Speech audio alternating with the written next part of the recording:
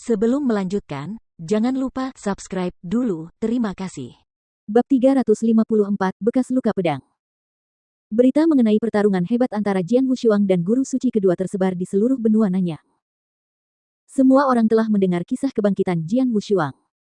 Akan tetapi, sang pahlawan belum kembali ke dinasti Tianzong setelah ia mengalahkan guru suci kedua. Sebaliknya, dia pergi ke jurang di pegunungan besar yang tak terhitung jumlahnya, dekat dinasti Tianzong. Di jurang pegunungan besar yang tak terhitung banyaknya, yang dikenal sebagai daerah terlarang. Hanya sedikit yang pergi ke sana, jadi mereka tidak tahu bahwa ada rahasia tersembunyi di sana.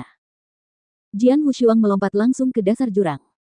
Setelah tiba di tanah leluhur lagi, Jian Wushuang segera melihat Jinling dan Musan. Jian Wushuang, kau di sini lagi. Jinling menatap Jian Wushuang dengan dingin, lalu ekspresinya berubah saat dia berkata, transendensi ilahi. Dia memperhatikan napasnya yang tenang, yang hanya bisa dimiliki oleh ahli alam suci. Sudah berapa lama? Jinling dan Musan sama-sama terkejut. Kurang dari 2 tahun sejak dia meninggalkan tanah leluhur terakhir kali. Saat itu, Jian Wushuang baru saja mencapai puncak alam kekosongan Yin dengan bantuan tanah leluhur. Namun, sekarang dia telah mencapai transendensi ilahi. Sungguh tingkat kemajuan yang mengerikan. Saya datang ke sini untuk mengikuti ujian kedua di tanah leluhur, kata Jian Wushuang secara terbuka. Jinling menatap Jian Wushuang dalam-dalam, mengangguk, lalu berkata, ikuti aku. Dia membawa Jian Wushuang ke loteng kecil satu lantai. Sidang kedua ada di dalam, masuklah, kata Jinling.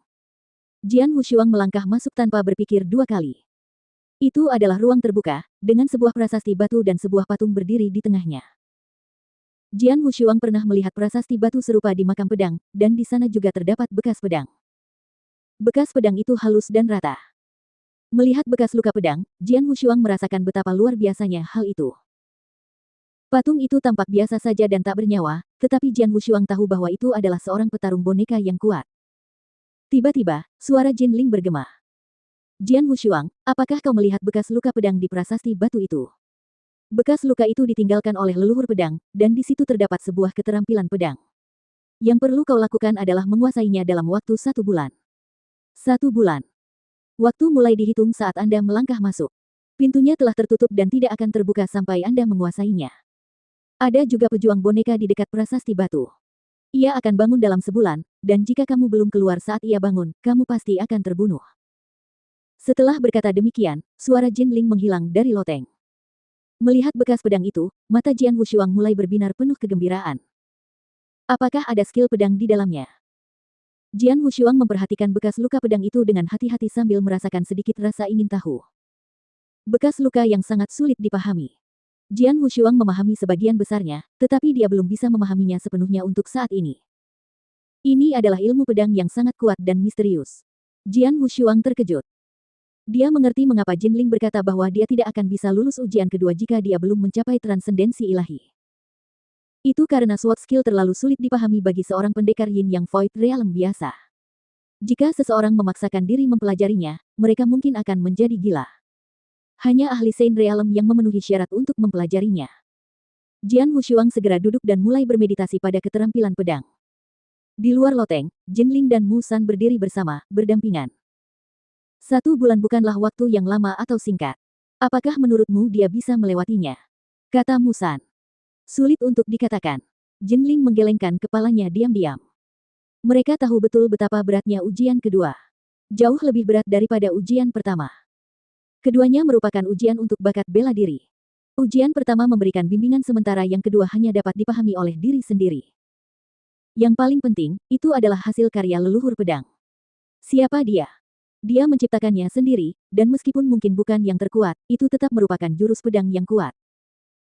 Bahkan banyak ahli Saint Realm yang memiliki ilmu pedang yang baik tidak dapat menguasainya sepenuhnya setelah belajar selama puluhan tahun. Jian Wushuang hanya memiliki waktu 1 bulan. Tunggu saja. Dia tidak kalah berbakat dari ayahnya, jadi ada kemungkinan dia bisa lulus, kata Jinling. Mereka tidak bisa berbuat apa-apa untuk Jian Wushuang, mereka hanya bisa menunggu di luar. Waktu berlalu. Kuang. Pintu terbuka dan Jian Wushuang berjalan keluar perlahan. Jinling dan Musan menoleh ke arah Jian Wushuang dengan heran. Bagaimana itu bisa terjadi? Baru 3 hari. Jinling dan Musan kaget. 3 hari. Ya, mereka hanya menunggu di luar selama 3 hari. Dia bisa meninggalkan loteng setelah menguasai keterampilan pedang dan lulus ujian kedua. Hanya 3 hari. Maaf telah membuat kalian menunggu, kata Jian Wushuang sambil tersenyum, lalu berjalan mendekati Jinling dan Musan. Bagaimana bisa? Jinling menatap Jian Wushuang dengan heran, itu diciptakan oleh leluhur pedang. Seorang prajurit alam suci biasa bisa menghabiskan seluruh hidupnya untuk mencoba menguasainya. Meskipun kamu telah membangkitkan jiwa pedang dan memiliki bakat tingkat tinggi, mustahil bagimu untuk menguasainya hanya dalam 3 hari. Jian Wushuang menyentuh hidungnya dengan malu-malu. Ilmu pedang itu sulit dipahami, tetapi dia berhasil menguasainya dengan lancar hanya dalam 3 hari. Mungkin aku harus berterima kasih pada jiwa pedangku. Saat dia sibuk berbicara, 2 jiwa pedang dari lautan kesadarannya melonjak di belakang Jian Wushuang.